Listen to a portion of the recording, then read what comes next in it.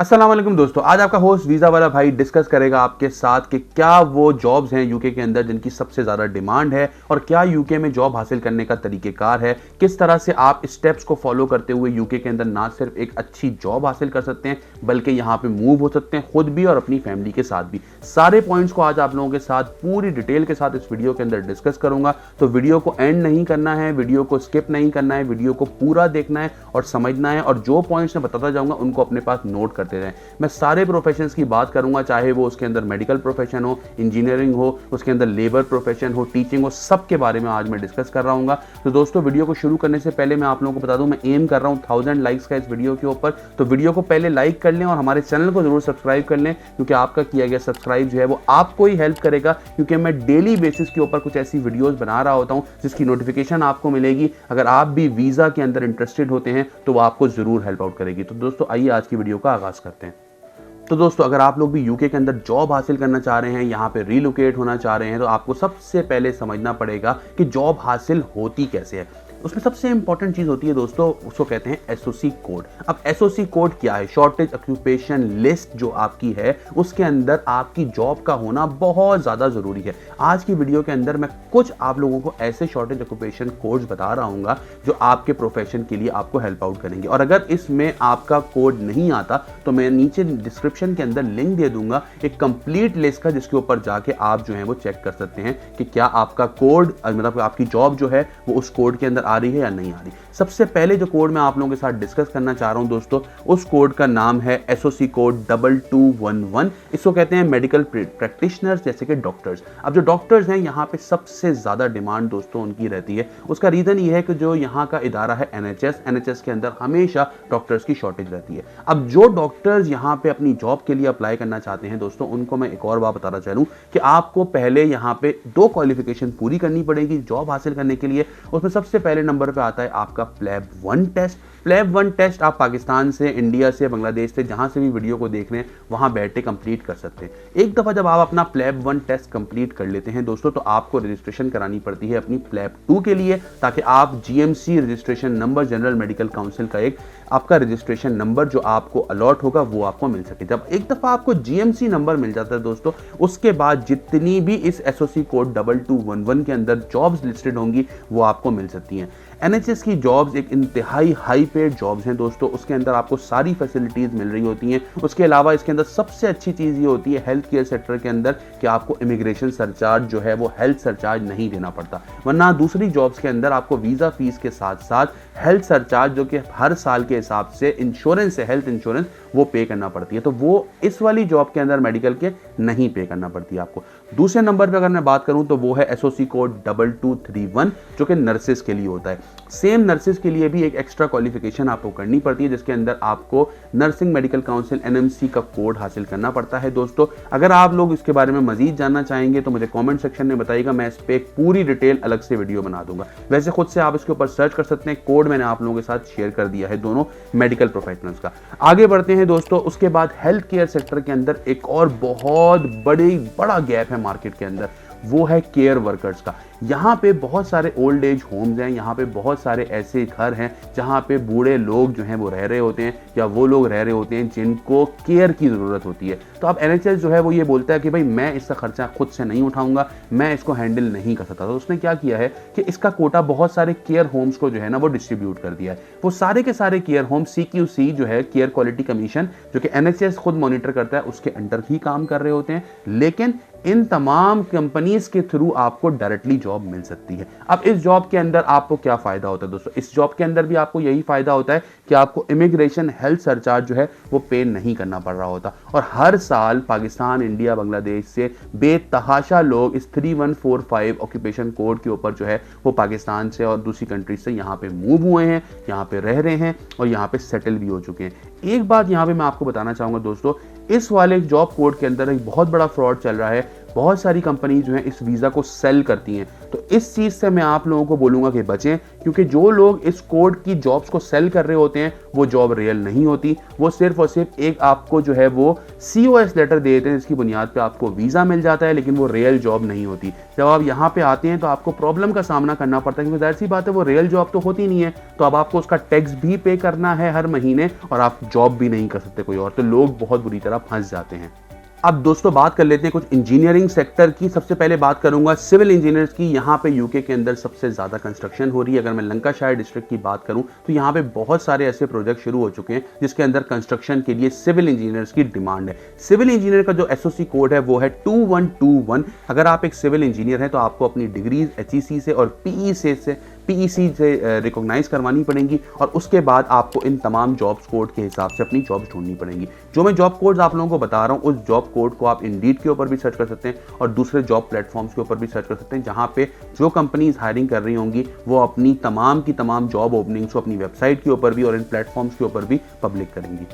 दोस्तों अगले engineering code की बात करते हैं 2122। ये मैकेनिकल इंजीनियर्स के लिए है। पाकिस्तान में एक बहुत बड़ी तादाद के अंदर मैकेनिकल इंजीनियर्स हैं जो कि या तो मिडिल ईस्ट के अंदर जॉब कर रहे हैं या फिर वो मूव हो चुके हैं यूरोप के अंदर या यूके के अंदर। तो अगर आप भी एक इंजीनियर हैं, मैकेनिकल इंजीनियर हैं, आपका एक अच्छा एक्सपीरियंस है प्लांट्स के अंदर काम करने का, आपका वेसल्स के ऊपर काम करने का एक्सपीरियंस है दोस्तों, तो इस जॉब कोड की बहुत ज़्यादा जॉब ओपनिंग्स आती हैं। आप इसको ज़रूर सर्च करें और इसके ऊपर जॉब अप्लाई करें, और मैं आपको गारंटी देता हूं अगर आप सही तरह से इसके ऊपर जॉब अप्लाई कर रहे होंगे दोस्तों तो आपको ये जॉब जरूर मिलेगी। यहां पे मैं एक और बात बताना चाहता हूं दोस्तों आपको कि जब भी आप जॉब अप्लाई करते हैं तो उसके अंदर इंपॉर्टेंट होता है कि आपकी CV, आपका कवर लेटर और आपकी तैयारी सही तरह से है या नहीं है। मैं इस सूरत हाल के अंदर आप लोगों को एक फैसिलिटेशन दे सकता हूं, और वो ये कि मैं आपको एक घंटे का सेशन दूंगा जिसके अंदर मैं आपके जॉब कोड के हिसाब से आपको प्रॉपर गाइड करूंगा कि क्या चीज़ें आप लोगों को रिक्वायर्ड होंगी, किस तरह से आपको अपनी CV बनानी है, किस तरह से आपको अपना कवर लेटर बनाना है। अगर आप भी बुक करना चाहते हैं तो नीचे डिस्क्रिप्शन के अंदर मैं आप लोगों को मेरा नंबर दे दूंगा। आप हमारी टीम से रब्ता करके मुझसे एक 1-to-1 एक घंटे का सेशन बुक कर सकते हैं, और वो एक घंटा आपको सारी जिंदगी जो है ना फायदा पहुंचाएगा। दोस्तों अब बात करते हैं इलेक्ट्रिकल इंजीनियर्स की। उनका SOC कोड है 2123। इलेक्ट्रिकल इंजीनियर्स की भी बेतहाशा यहाँ पे ज़रूरत है यूके के अंदर। अगर आप एक इलेक्ट्रिकल इंजीनियर्स हैं तो आप भी अपने इस SOC कोड के ऊपर अपनी जॉब्स ढूंढ सकते हैं। इलेक्ट्रिकल इंजीनियर्स के अंदर इलेक्ट्रॉनिक इंजीनियर्स भी आ रहे होते हैं। आपको खुद देखना पड़ेगा कि उस जॉब के अंदर एग्जैक्टली ज़रूरत किस चीज़ की है।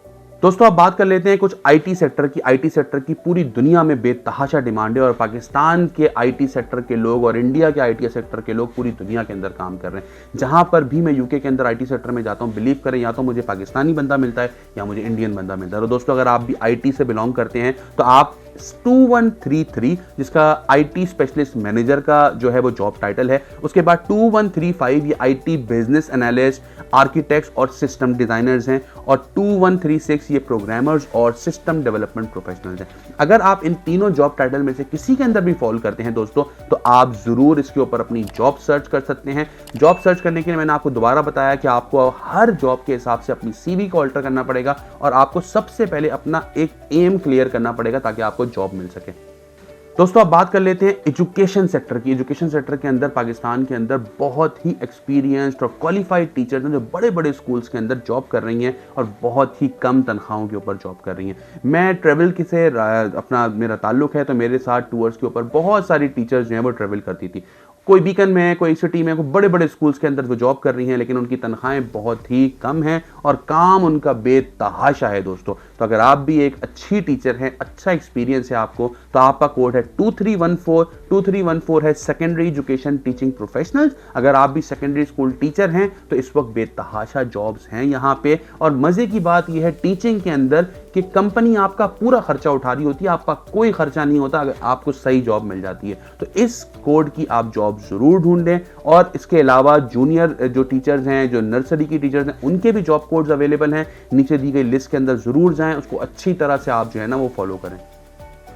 अब दोस्तों एक और चीज़ यहाँ पे मैं आप लोगों को बताता चलूँ, जब आप जॉब अपनी अप्लाई कर रहे होंगे तो आपको एक चीज़ ज़रूर जहन में रखनी है, और वो है सैलरी थ्रेशहोल्ड। इस वक्त यूके के अंदर जो नई पॉलिसी आई है पिछले साल 2024 के अंदर, उसके हिसाब से अगर आपकी जॉब जो है मिसाल के तौर पे एसओसी कोड के अंदर आ रही है, लेकिन सैलरी थ्रेशहोल्ड जो है वो कम है। मिसाल के तौर पे आपने बात कर लेते हैं 6134, इसकी आपको जॉब मिल रही है, ठीक है जी। अच्छा, जो कंपनी आपको पे कर रही है भाई 15 pound per hour, for example मैं बात कर रहा हूं आपसे, लेकिन उसका थ्रेशोल्ड जो है वो चल रहा है इस वक्त 20 पाउंड पर आवर, तो आपकी कंपनी जो है वो आपको स्पॉन्सर नहीं कर सकती। तो आपने जरूर चेक करना है कि जो जॉब ऑफर है आपकी, जो जॉब कोड है आपका, वो करंट सैलरी थ्रेशोल्ड से मैच कर रहा हो। उसके लिए एक पूरी कंप्लीट लिस्ट है, वो मैं नीचे डिस्क्रिप्शन के अंदर आपको दे दूंगा। उस लिस्ट के ऊपर जाएं, अपना सैलरी थ्रेशोल्ड चेक करें और मेक श्योर करें जब आपको जॉब मिले तो आपका सैलरी थ्रेशोल्ड उस जॉब के साथ मैच कर रहा हो।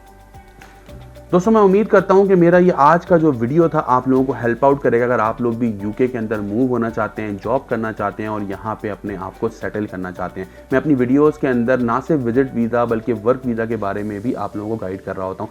दोबारा आप लोगों को बताऊंगा दोस्तों कि वर्क वीज़ा के अंदर बहुत बड़ा फ्रॉड हो रहा होता है। आए दिन मैं ग्रुप्स के ऊपर देख रहा होता हूँ, किसी से 20,000 पाउंड ले लिए, किसी से 25,000 पाउंड ले लिए, किसी से 30,000 पाउंड ले लिए, और इतनी बड़ी बड़ी रकम के जो है वो लोगों के साथ फ्रॉड हो चुके हैं। तो अगर कोई भी आपको ये बोलता है कि मुझे 10,000 पाउंड दे दो, मुझे 5,000 पाउंड दे दो, मैं तुम्हें वर्क वीज़ा दिलवा दूंगा, तो समझ जाएं कि वो शख्स आपके साथ स्कैम कर रहा है। अगर वो आपको जॉब दिलवा भी देगा तो वो जॉब फेक होगी, और उस फेक जॉब के ऊपर आप यहाँ पे आ जाएंगे तो आपका रहना मुश्किल हो जाएगा। क्योंकि जो जॉब के ऊपर आप यहाँ पे आएंगे, आपका जो है वो NI नंबर उस जॉब के ऊपर रजिस्टर हो जाएगा। इसका मतलब यह है दोस्तों कि आप उस जॉब के अलावा कोई और जॉब नहीं कर सकते। जब वो जॉब ही बोगस होगी तो आपको जॉब को मेंटेन करने के लिए अपनी जेब से हर महीने टैक्स भी भरना पड़ेगा और आप कोई और जॉब भी नहीं कर सकते। तो क्या आपके पास ऑप्शन बच जाएगा? यही ऑप्शन बच जाएगा कि आप जो है वो रेस्टोरेंट्स के अंदर जाएं, लोगों के पास जाएं और बोलें प्लीज़ मुझे कैश पे जॉब दे दो। लोग आपको 4 पाउंड 5 पाउंड पर घंटा कैश पे जॉब दे रहे होंगे, आपको एक्सप्लॉइट करेंगे, और जिस दिन आप पकड़े जाएंगे तो आपको डिपोर्ट भी कर दिया जाएगा। तो दोस्तों, ऐसी सूरत हाल से अपनी फैमिली को बचाएं, खुद को भी बचाएं। आप अपने मुल्क के अंदर रह लें, लेकिन इस तरह से इल्लीगली यहाँ पे आने की हरगिज़ कोशिश ना करें। सेम उन लोगों के लिए भी मैं बोलता हूँ जो लोग असाइलम अप्लाई करते हैं यहाँ पे आके, ये बिल्कुल सही चीज़ नहीं है दोस्तों। असाइलम अप्लाई करने वाले लोगों के हाल भी यहाँ पे कोई बहुत ज़्यादा अच्छे नहीं है, और बहुत सारे लोगों को डिपोर्ट भी किया जा रहा है, और उन लोगों की यहाँ पे लोग इज्जत भी नहीं करते। तो अपने पासपोर्ट की, अपने मुल्क की इज्जत खुद करें और हमेशा लीगल वे को फॉलो कर रहे हो। आई होप सो मेरी ये वीडियो आप लोगों को मदद करेगी अपनी आगे की मजीद प्लानिंग के अंदर। कोई भी परेशानी है, आपको कोई भी डिस्कशन करनी है, तो आप मुझसे 1-to-1 रब्ता कर सकते हैं नीचे दिए गए नंबर के ऊपर। अपनी फीडबैक जरूर दीजिएगा मुझे कमेंट सेक्शन के अंदर। अगर आप इसी तरह की वीडियोस देखना चाहते हैं तो हमारे चैनल को जरूर सब्सक्राइब रखें। मिलते हैं अगली वीडियो में, अपना बहुत ख्याल रखिएगा। अस्सलाम वालेकुम।